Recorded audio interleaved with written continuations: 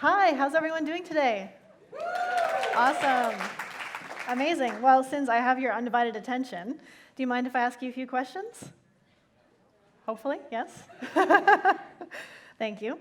With a show of hands, how many of you think that business is damaging our natural environment? Yeah, most of you. How many disagree? Okay, 2, 3, got some dissenters.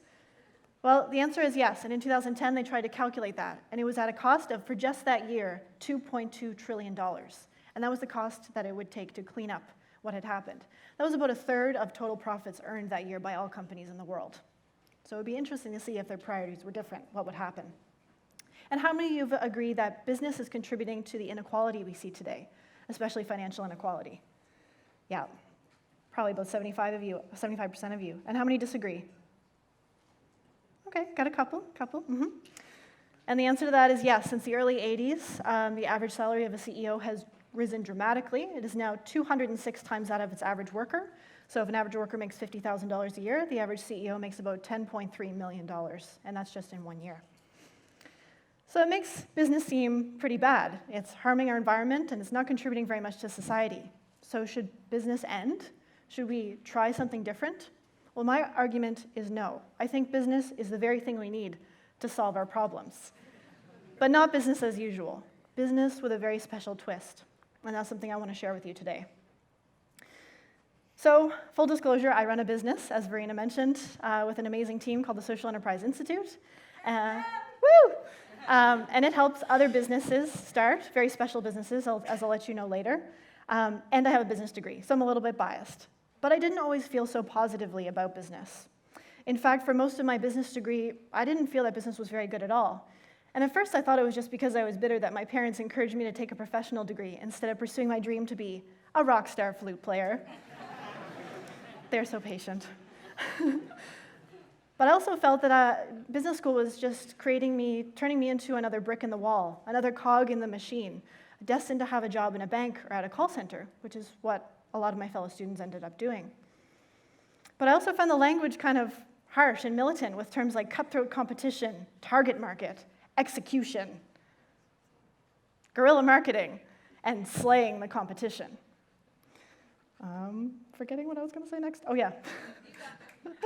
But there were many reasons that business made me feel icky, and I think we all know why. We see it on the news. Business was literally destroying lives and our natural environment. A few choice examples include the BP Deepwater Horizon oil spill in 2010, biggest oil spill in history, spilling 5 million barrels of oil into the ocean. Merck in 2016 released the pain med Vioxx, which damaged the hearts of over 140,000 people and is estimated to have caused 61,000 deaths, according to the FDA. And the Rana Plaza factory collapse in Bangladesh in 2013, where 1,133 were needlessly killed because they knew the building was set to collapse. And over 2.3 million people die each year as a result of their working conditions. So I thought to myself, it made me mad. How could business be so irresponsible and get away with it? Fines and lawsuits weren't stopping their businesses, just inconveniencing them. Had human lives been reduced to a statistic, merely the cost of doing business? Were CEOs so far removed from the situation they didn't understand the impact it had? Or were they just greedy or complacent? I didn't know, but I knew in my heart business as usual needed a redo.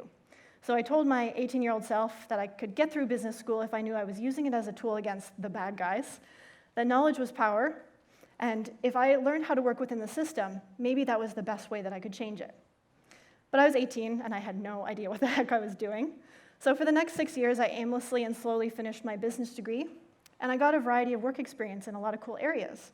I worked in journalism and communications, mental health, food inspection.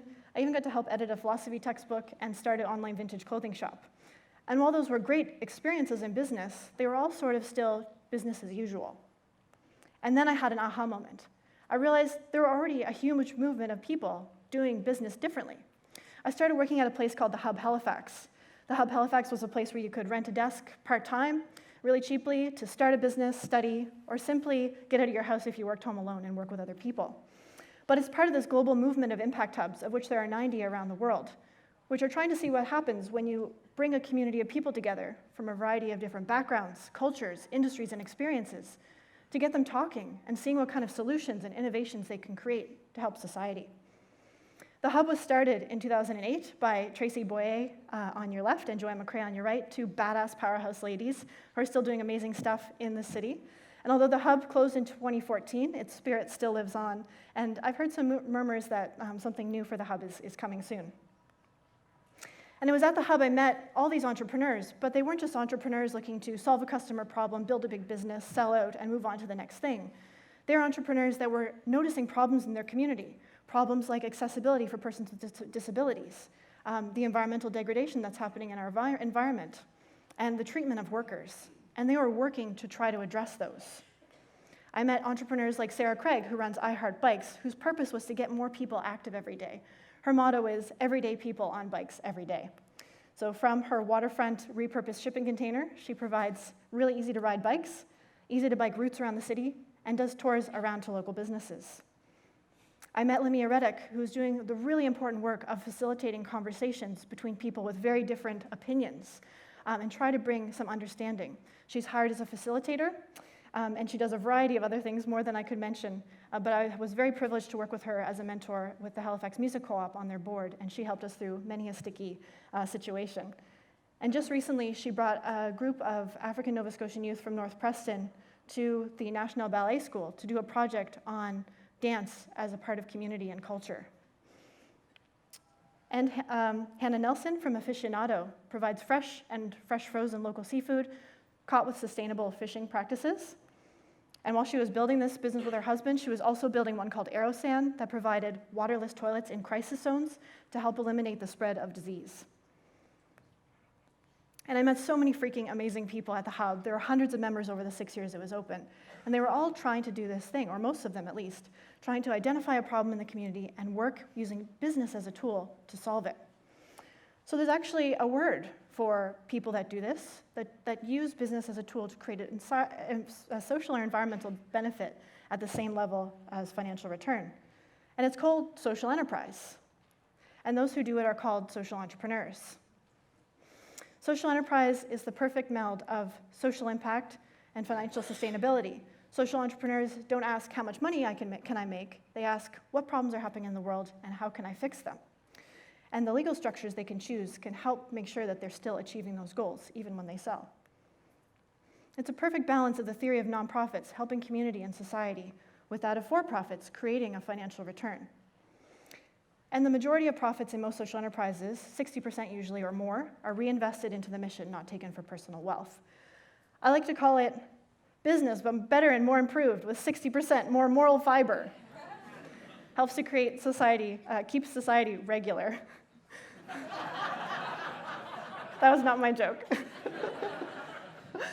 And the great thing about social enterprise is it thinks of using enterprise as a tool that must be operated within the constraints of society and the environment, because obviously we live within those and need to pay attention to those as well. The person who popularized social enterprise was Mohammed Yunus, and he published a book in 2009 called Banker to the Poor, and it was talking about his efforts to create the Grameen Bank, which is a bank that provides microloans, loans to some of the poorest people in the world so they can lift themselves out of poverty using business. And over years, that bank became very successful, and he ended up winning the Nobel Prize for it. But before it had a name or a movement or anything attached to it, social enterprise has been used by a tool for decades and centuries by people who realize that they can use business more agilely and more efficiently to create the impact they need instead of relying as much on grants and fundraising. And without knowing it, little pockets of communities like the Hub all over the world have been working toward these shared sustainable development goals and working towards making a shared impact to better humanity and lessen our impact on the environment. I love that social enterprise is sort of an immune system response, a global immune system response to the business status quo. And now that it has a term like social enterprise for it, I feel like more people are just gathering behind this movement. And this movement isn't small, it's already huge. There are already 68,000 social enterprises in the UK and over 2 million in India. And there are 3,000 right here in Nova Scotia. You can check out the Social Enterprise Network of Nova Scotia's map. You can find it on sens.ca.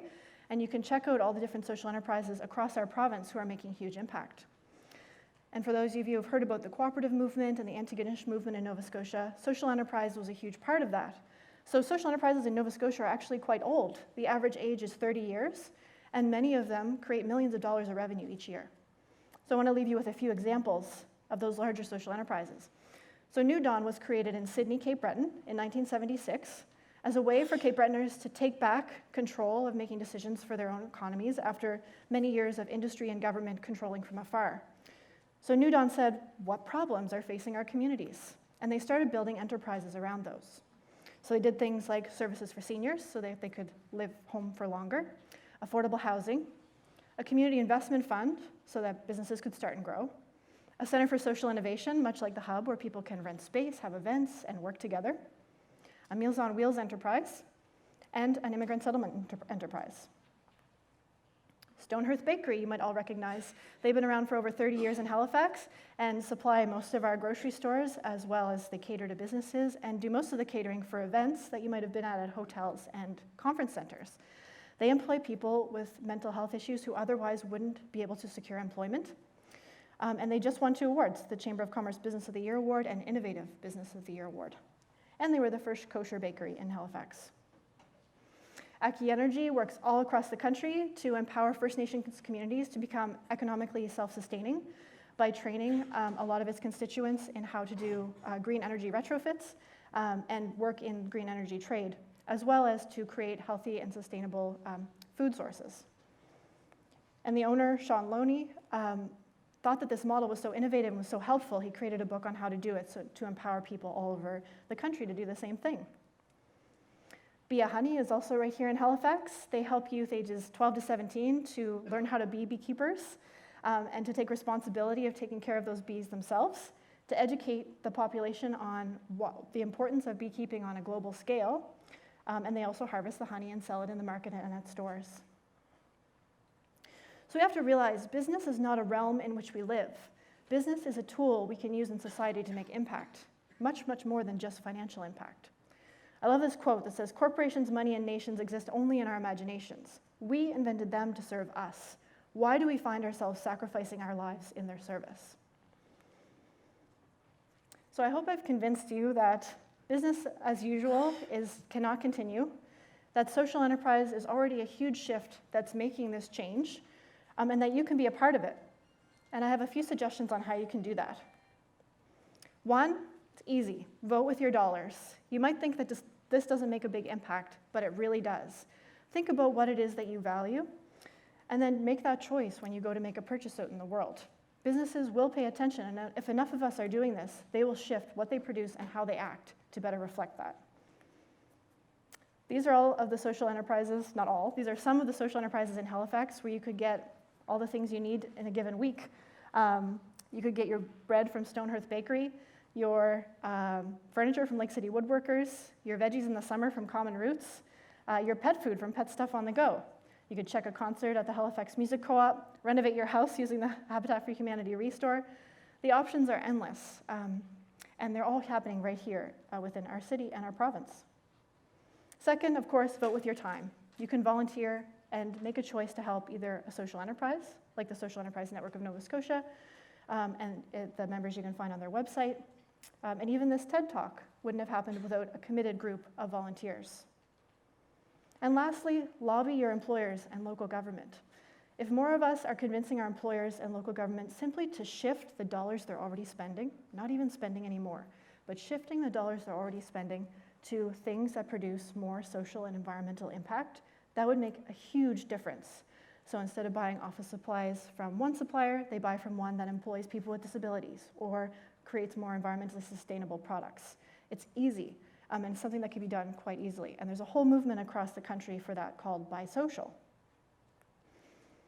And for me, what am I doing if I'm going to preach to you guys about that for 5 minutes? I'm hoping to empower 1 million social entrepreneurs across the world to use business as a tool for real change, to use what I learned in my business school against the bad guys for something good with our online platform, the Social Enterprise Institute. So I leave a challenge with you. We can either decide to use our intellect, our creativity to create good in the world, or if not, the chances are we're devaluing our society and adding to the problems that face us. So I challenge you to support the shift to social value over financial value. The movement starts with you. Thank you.